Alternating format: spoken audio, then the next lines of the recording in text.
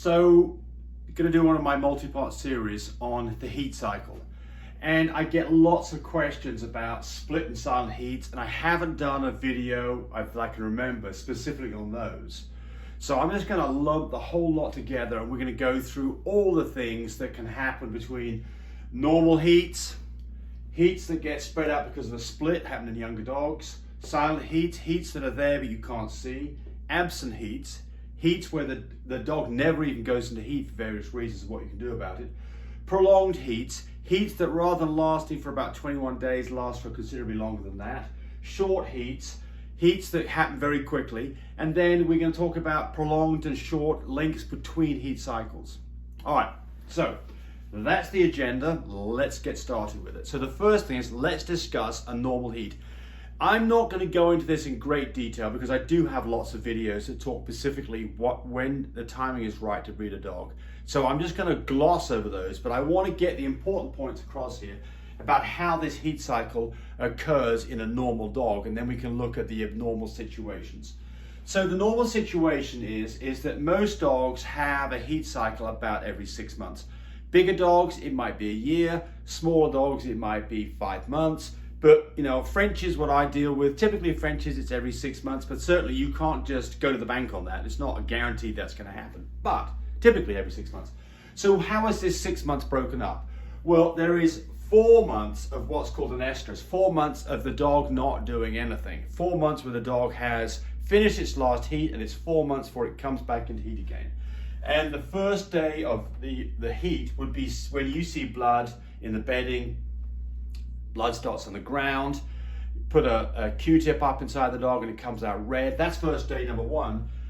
Some dogs will show some behavior before that gets you an idea that heat is imminent. Difference in behavior, swelling of their private parts. Those are all precursors that happen a few days before day one.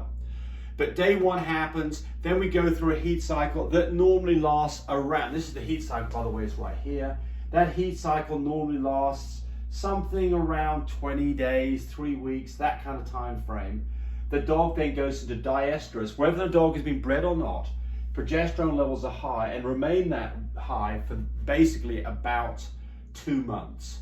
And after that 2 month period, the progesterone level drops dramatically to less than 3 nanograms, and then we start this whole anestrus cycle again of nothing going on. So between cycles, this one here and the start of the next one, typically about 6 months. That is typically, that time frame there is typically 6 months. And here comes the next one. So we've got 4 months of an estrus and 2 months of the dog being pregnant or not. So there's the next cycle, 6 months.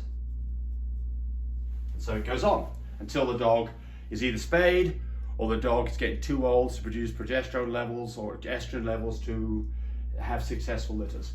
So that just goes on and on and on. How long does it go on for? Varies by dogs. Small dogs can live to be 20 years old. Big dogs tend to live quite a bit less than that, maybe 6 to 10 years old. So some of those big dogs, they might be done when they're 4 years old. They may stop producing eggs. Though I think that's really the abnormal side of the whole thing.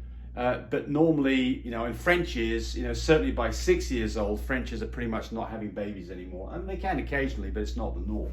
Okay, so that is the normal heat cycle. All right, so kind of get that fixed in your brain because that's fixing to disappear. And then we're going to start talking about this. Next thing is the splits, which is probably the most common thing that you can see. So that will be in the next video. Hey, thanks for watching the video. I really appreciate people who subscribe to me. It helps me, encourage me to do more of these videos. But do remember, disclaimer here, I am not a vet. I'm not a licensed medical professional. I'm purely a person who's been breeding dogs for the last couple of decades. Any information that you got from this video, use at your own risk. There's nothing implied here, and certainly this should not be used as a substitute for advice from your veterinarian or your medical professional. I hope you enjoyed the video. Come back for more of them. Bye.